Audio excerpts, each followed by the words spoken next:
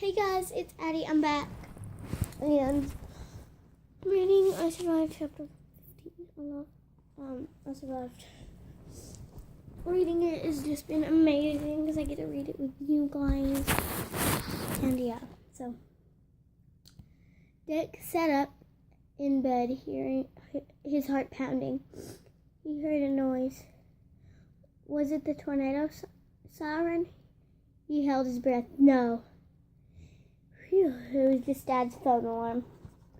Zeke was wild out next to Dex. He started up with worried eyes, his ears pressed back. We're okay, Dex whispered, kissing Zeke on the head. And they were.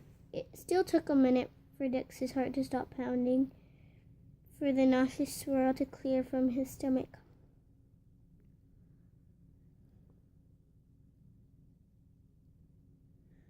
Though he was sleeping better, the tornado howled through his dreams, and he always woke up in a sweaty panic, relieving the terror of the storm and jumbled darkness of those first few days.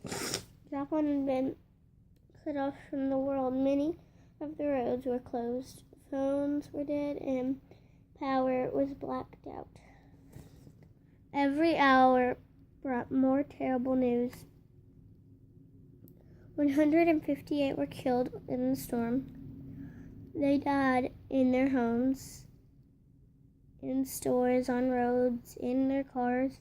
More than 1,000 were wounded.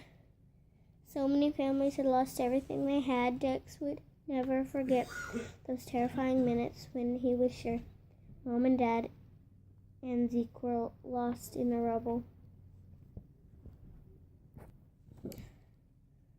It turned out that Mom and Dad weren't in the house at all. They'd been driving home from the graduation when the sirens went off. Luckily, they'd had enough time to pull the car over and sprint in the basement of a restaurant.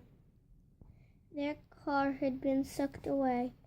They still hadn't been able to find it. None of them wanted to think about what would have happened if anyone had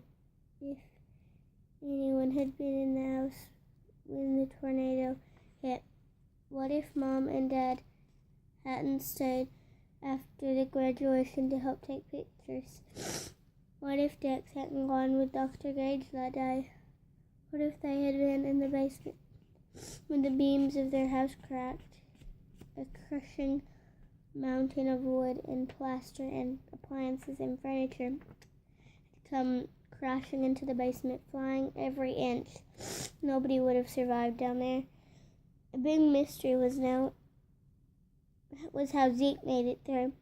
None of them could figure out how he had suddenly just appeared when Dex was searching through the rubble. It was Dr. Gage who had the best answer. I told you, your dog has superpowers, he said. Dex smiled to himself, thinking of Dr. Gage, safe at his house in Tesla. Four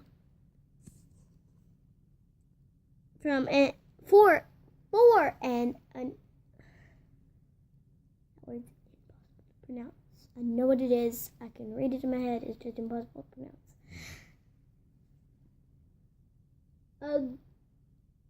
Agonizing. A week after the storm. Agonizing. That's it. Agonizing. I'm going to remember that. No, I'm not. No. A week after the storm, Dex had no idea whether Dr. Gage was alive or dead. Joplin's main hospital had been practically destroyed, and so Joplin's wounded were taken to hospitals for miles around with no phone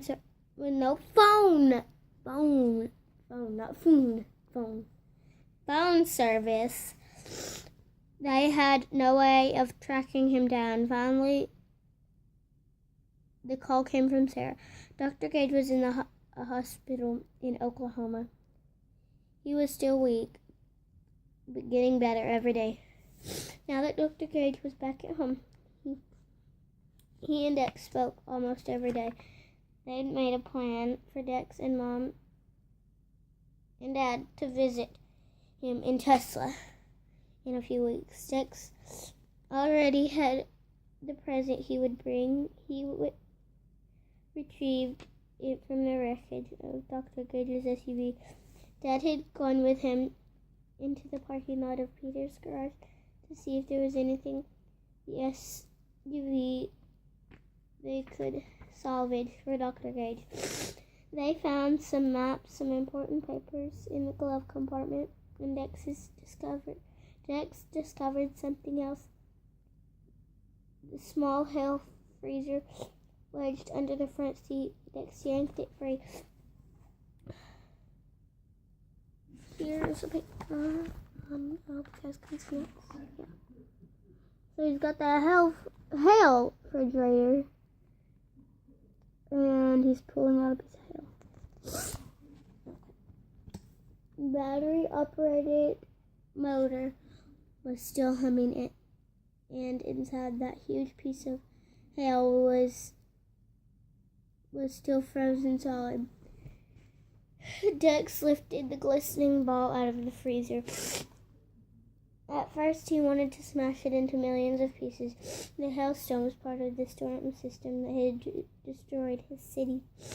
Yes, it was, and that's why Dex put it back in the little freezer to save for Dr. Gage. Who knew? Maybe there was some secret inside the icy ball, a clue that would help Dr. Gage unravel the mysteries of tornadoes. Dex finally got out of bed, got dressed, squeezing around the boxes and bins stuck everywhere in their tiny apartment. Each one was filled with books and dishes and photos and other treasures they'd managed to salvage from the soggy wreckage of their house.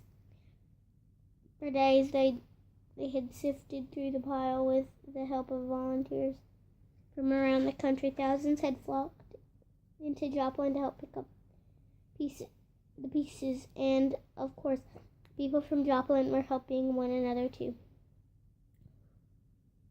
It's hard to read like that.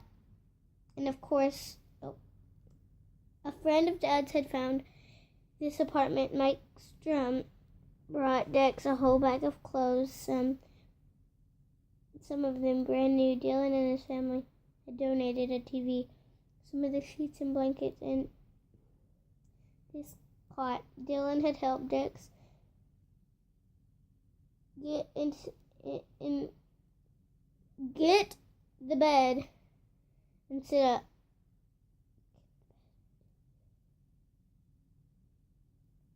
And of course they made it right the Seal way. They'd even smiled at each other, the kind of smiles they used to share back when they'd been best friends. It seemed the tornado had broken down the wall that had risen up between them. And now Dex picked up the little box that was resting on the windowsill.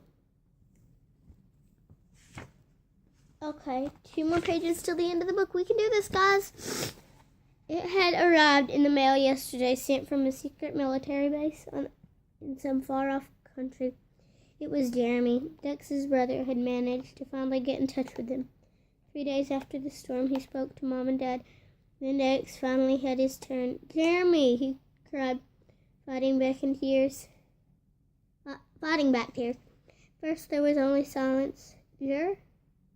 Dex was about to hang up, figuring they'd been cut off. But then came back a choked-up whisper. "Dex?" And then Dex understood his brother, his brave warrior brother, was crying. That got Dex blurbing true. But he didn't care. It was a while before either of them could get a word out. But then they talked and talked and talked.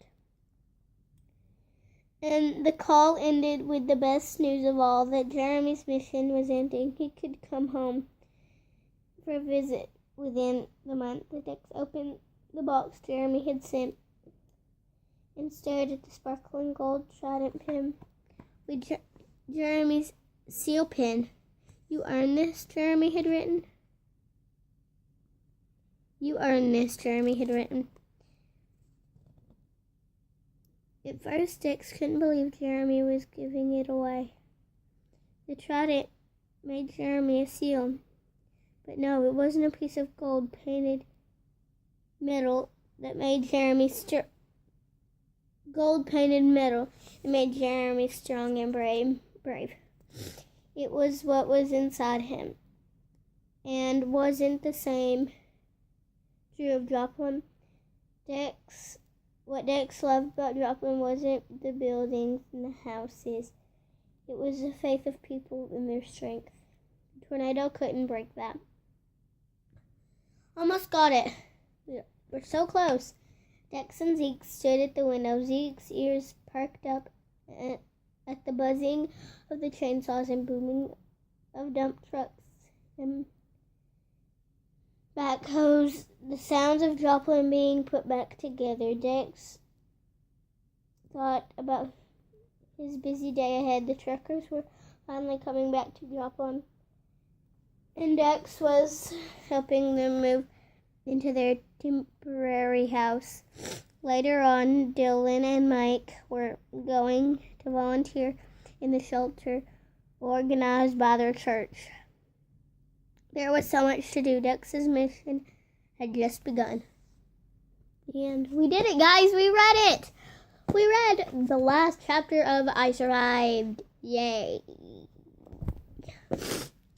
Bye, guys. I love you.